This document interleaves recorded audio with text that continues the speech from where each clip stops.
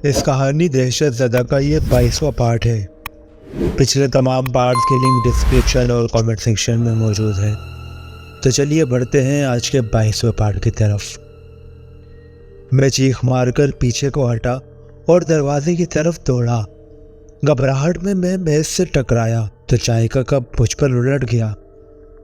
چائے کی میز پر سرخ انسانی خون بکھرا ہوا دیکھا تو میں دیوانہ وار کیبن سے نکل کر اوپر جانے والے زینے کی طرف بھاگا۔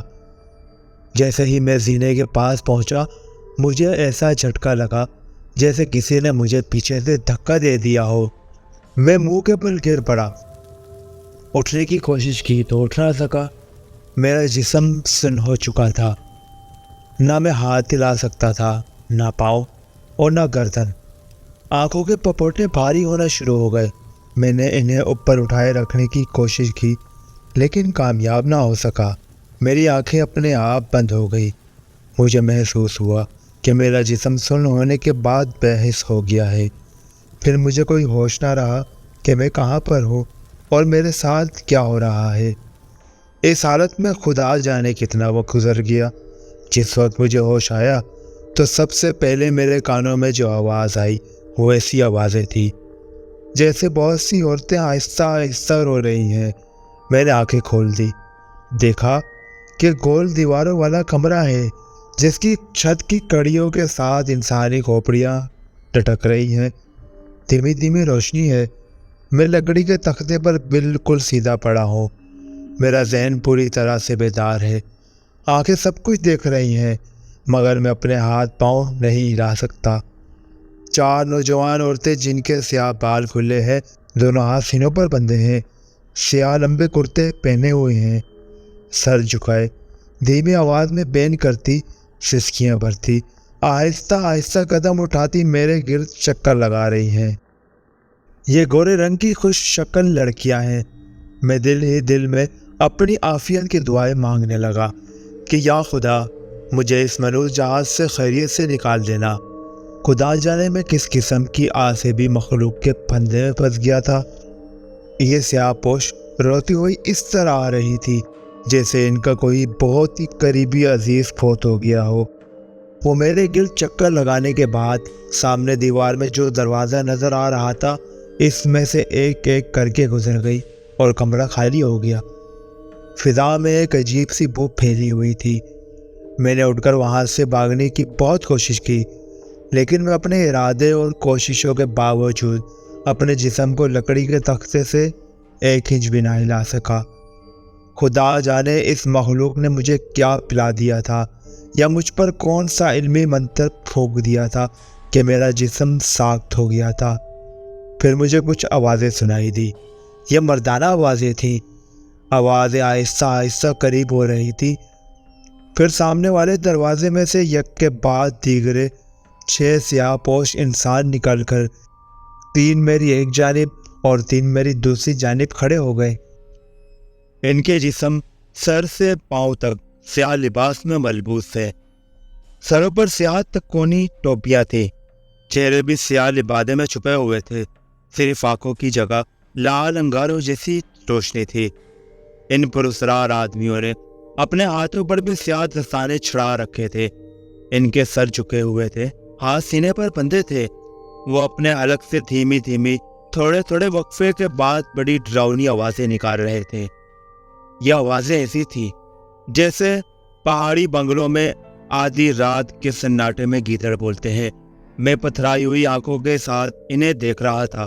کچھ سمجھ نہیں آ رہا تھا کہ یہ مخلوق کون ہے اور میرے ساتھ کیا سلوک کرنے والی ہے کہ یکایک انہوں نے اپنے حلق سے ڈراؤنی آوازیں نکالنی بند کر دی اور سر جھکائے کھڑے کھڑے 3 قدم پیچھے ہٹ گئے۔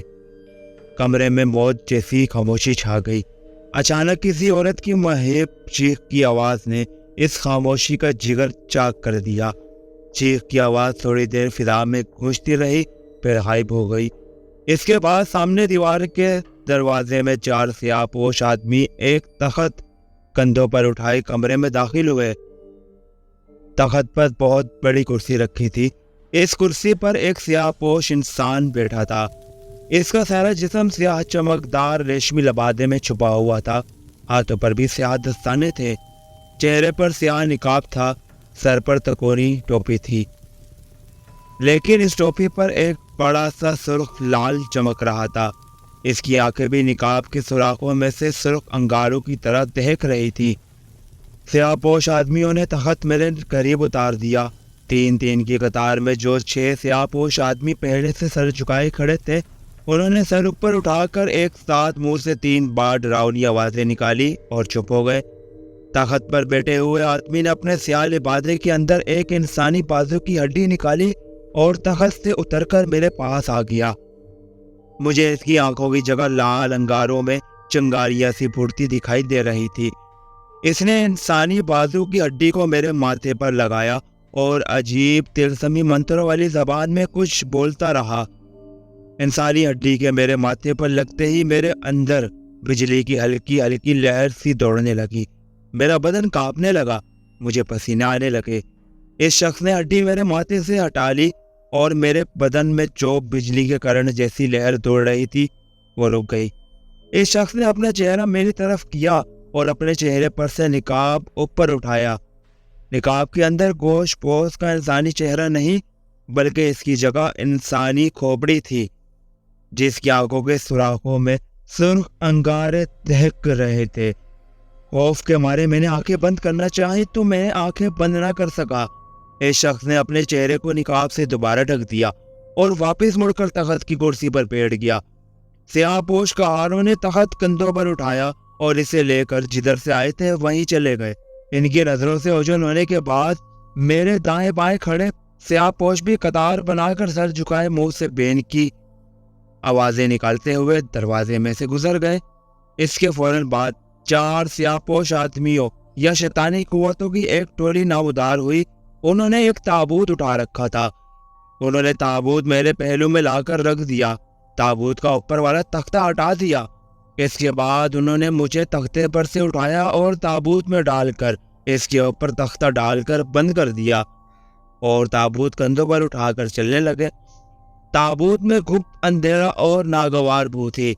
میں اپنے ہاتھ پاؤں ہلانے سے معذور تھا، اگرچہ میرے جسم میں جان پڑ چکی تھی، اور مجھے محسوس ہو رہا تھا کہ سیاہ پوش آدمی میرے تابوت کو اٹھائے جہاز کے مختلف حصوں میں سے گزر رہے ہیں۔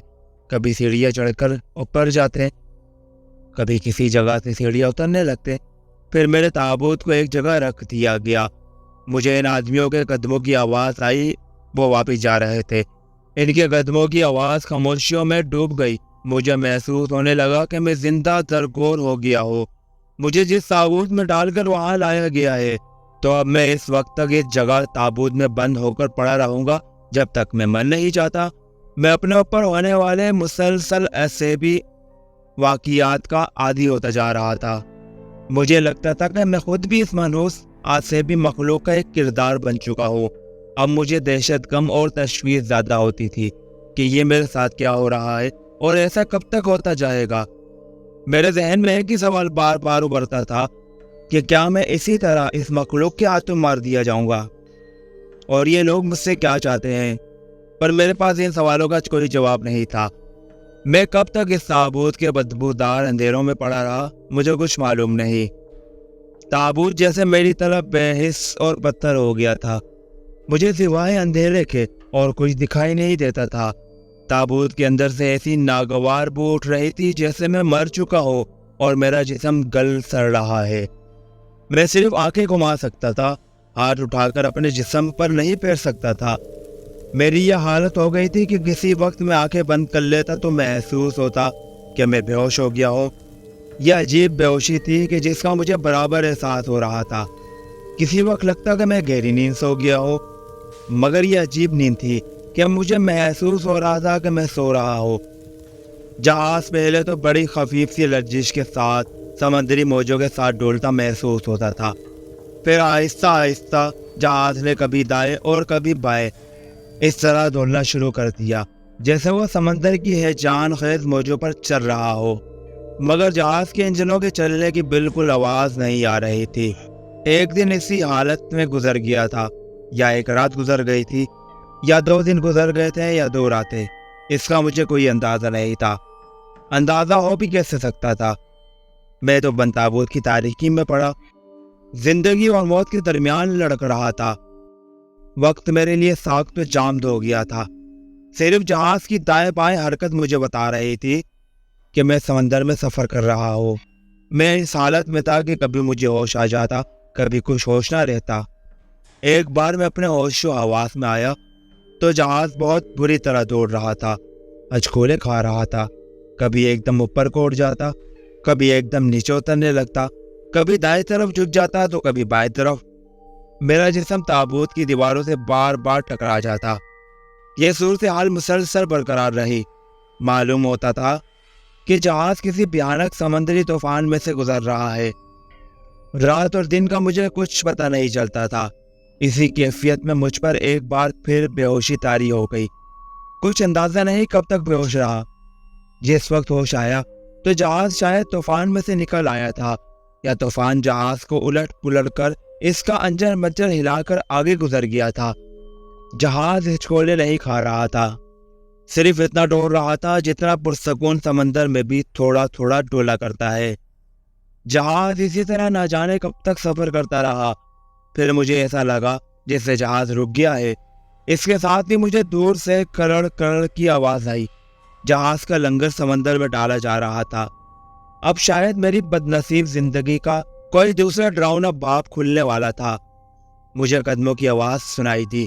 قدموں کی چاپ میرے تابوت کے پاس آ کر رک گئی۔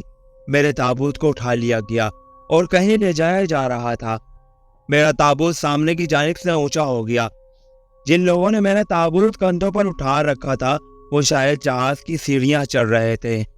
چند لمحوں بعد تابوت دوبارہ سیدھا ہو گیا۔ اس کے بعد تابوت ایک طرف کو گھوم گیا۔ پھر تابوت لے جانے والے رک گئے اور تابوت نیچے رکھ دیا گیا۔ سناٹا سا چھا گیا۔ جب اس سناٹے کا تلسم ٹوٹا تو ایک زبان میں کچھ پڑھنے کی آواز آنے لگی۔ کوئی مرد بیٹھی ہوئی آواز میں شاید منتروں کا جاپ کر رہا تھا۔ میرے تابوت کا ڈھکنا آہستہ آہستہ ایک طرف کھسکنے لگا۔ جیسے جیسے تابوت کا تختہ کھسکتا جا رہا تھا، سرخی مائل زرد متہم روشنی میرے تابوت میں آنے لگی تھی۔ تختہ ایک طرف ہٹ گیا۔ مجھ پر 4 سیاہ پوش جھکے ہوئے تھے۔ ان کی آنکھوں کے سرخ کمکوں میں سے چنگاریاں نکل رہی تھی۔ انہوں نے مجھے تابوت میں سے نکال کر ایک فرانسیسی طرز کے دیوان پر لٹا دیا۔ میں نے ارد گرد نگاہ ڈالی۔ چاروں نقاب پوش مجھے دیوان پر لٹا کر کسی طرف چلے گئے تھے۔ یہ کمرہ پرانے زمانے کے فرنیچر سے مزین تھا۔ چھت پر ایک روشن فانوس لٹک رہا تھا جس میں سے سرخی مائل زرد مگر دھیمی روشنی کر رہی تھی اور کمرے کی فضا کو اور زیادہ پراسرار بنا رہی تھی۔ دیواروں پر گہرے رنگ کے پردے گرے ہوئے تھے۔ میں دیوار پر اس طرح لٹایا گیا تھا کہ میرے کندھے اور سر ذرا اونچے ہو گئے تھے۔ اچانک ایک طرف سے 4 گورے رنگ کی نوجوان اور خوش شکل لڑکیاں نمودار ہوئی۔ یہ وہی لڑکیاں تھیں جنہیں پہلی بار میں نے اپنے گرد سسکیاں بھر کر پین کرتے چکر لگاتے دیکھا تھا۔ چاروں لڑکیاں اسی طرح سیاہ لمبے کرتوں میں ملبوس تھی۔ سر کے بال کھلے تھے اور شانوں پر بکھرے ہوئے تھے۔ چہرے بے نقاب تھے۔ ہر لڑکی کے ہاتھ میں موم بتی تھی جسے انہوں نے دونوں ہاتھوں میں تھام رکھا تھا۔ وہ آہستہ آہستہ قدم اٹھاتی میرے قریب آئی اور میری پائنتی کی جانب رکھے ہوئے میز پر چاروں موم بتیاں لگا دی۔ پھر انہوں نے نگاہیں اٹھا کر ایک ساتھ مجھے دیکھا۔ ان کی آنکھیں سرخ تھی اور ان میں سے چنگاریاں سی پھوٹتی معلوم ہو رہی تھی۔ میں حیران ہو رہا تھا کہ اتنی حسین لڑکیاں یہاں کہاں سے اور کیسے آ گئی۔ مجھ پر اس خوری راز کا انکشاف بعد میں ہوا۔ لڑکیاں الٹے پاؤں آہستہ آہستہ پیچھے ہٹ گئی اور پھر دیوار کے ساتھ لگ کر خاموش کھڑی ہو گئی۔ میرے پائنتے کی جانب میز کے شمعدانوں میں چاروں طرف موم بتیاں جل رہی تھی۔ ان کی نگاہیں بالکل ساکن تھی۔ ان کی وجہ سے کمرے میں کچھ روشنی بہتر ہو گئی تھی۔ میں نے چاہ کے اٹھ کر کمرے سے فرار ہونے کا کوئی راستہ ڈھونڈوں، مگر ابھی تک میرے جسم میں حرکت کرنے کی طاقت واپس نہیں آئی تھی۔ اس وقت تک میری گردن بھی اکڑ کر ایسے ہو گئی تھی جیسے پتھر کی ہو۔ صرف میری آنکھیں اور میرے کان دیکھ اور سن سکتے تھے۔ میں اپنے انجام کا منتظر تھا جو میرے خیال میں انتہائی ہولناک ثابت ہونے والا تھا۔ اچانک کمرے کی بتیاں بجھ گئی۔ اب صرف کمرے میں 4 موم بتیاں ہی جل رہی تھی، جن کی مدھم روشنی میں کمرے کی فضا زیادہ پراسرار اور ڈراؤنی ہو گئی تھی۔ چاروں سیاہ پوش لڑکیاں پتھر کی طرح سیاہ مورتیوں کی طرح لگنے لگی تھی۔ ان کی آنکھیں نیم اندھیرے میں روشنی کے سوراخ معلوم ہو رہی تھی۔ اچانک بہت سے قدموں کی چاپ سنائی تھی۔ اندھیرے میں سامنے والی دیوار کا بھاری سیاہ پردہ اپنے آپ ایک طرف ہٹ گیا اور کمرے میں سرد ہوا کی ایک لہر سی داخل ہوئی۔ موم بتیوں کی لو کپ کپانے لگی۔ میری نگاہیں دیوار پر لگی تھی، جہاں سے قدموں کی چاپ کے ساتھ اب بین کرنے کی آوازیں آ رہی تھی۔ آواز نزدیک آ گئی، پھر جیسے ایک دھماکے کے ساتھ بجلی چمکی۔ کمرہ ایک سیکنڈ کے لیے چکا چوندھ ہو کر دوبارہ اندھیرے میں ڈوب گیا۔ دیوار میں سیاہ پوشوں کی ایک جماعت نمودار ہوئی۔ انہوں نے اپنے کندھوں پر تخت اٹھا رکھا تھا۔ تخت پر وہ سیاہ پوش موجود تھا جس کی تکونی جلادوں والی سیاہ ٹوپی پر لال لگا ہوا تھا اور جس کا چہرہ ایک کھوپڑی کی شکل میں تھا۔ اس کا سارا جسم سوائے چہرے اور ہاتھوں کے سیاہ لبادے میں چھپا ہوا تھا۔ اس کے چہرے کی بجائے ایک کھوپڑی تھی اور ہاتھوں کی انگلیاں بالکل سوکھی ہڈیاں تھی۔ اس کے ہاتھ میں ایک سیاہ چھڑی تھی جس کے سرے پر چھری لگی ہوئی تھی۔ کمرے میں آدمی کے آتے ہی جو زرد روشنیاں بجھ گئی تھی پھر سے روشن ہو گئی۔ اس کا تخت میرے قریب رکھ دیا گیا۔ یہ آدمی اس شیطانی مخلوق کا سرغنہ یا بڑا شیطان تھا۔ اس نے چھڑی اٹھا کر اشارہ کیا۔ اشارہ پا کر 4 سیاہ پوش شیطان اندھیرے میں سے میری طرف آئے۔ انہوں نے ایک لمبوترا باکس اٹھا رکھا تھا۔ انہوں نے باکس میرے قریبی فرش کے قالین پر رکھ دیا۔ 2 سیاہ پوشوں نے آگے بڑھ کر باکس کا ڈھکن ہٹایا تو اندر سے ایسی آواز آئی جیسے کوئی اژدھا پھنکار رہا ہو۔ انہوں نے باکس میں ہاتھ ڈالا اور بہت بڑی کالی چپکلی باکس میں سے نکال کر مجھ پر پھینک دی۔ میرے منہ سے الم انگیز چیخیں نکل گئی۔ کالی چپکلی ایک قد آور مگر مچھ کے سائز کی تھی۔ چپکلی میرے جسم پر آتے ہی میرے پیٹ اور سینے سے چمٹ گئی۔ اس نے اپنے نوکیلے پنجے میرے جسم میں گاڑ دیے اور اپنا مکڑوا منہ میرے چہرے کے اوپر لا کر پھنکارنے لگی۔ یہ تھا اس کہانی دہشت زدہ کا 22واں پارٹ۔ اگلے پارٹ میں ہم آگے کے واقعات جان سکیں گے۔ اللہ حافظ۔ پاکستان زندہ باد۔